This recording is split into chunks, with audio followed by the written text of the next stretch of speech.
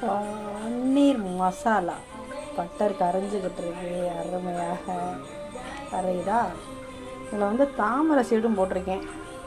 தாமரை seed எங்கடா இருக்குது? இங்கே இருக்குது தாமரை சீடு. இது தாமரை சீடு. ஆமாம், தாமரை சீடு பன்னீர், ஹெல்தியான பன்னீர் பட்டர் மசாலா அண்ட் சப்பாத்தி.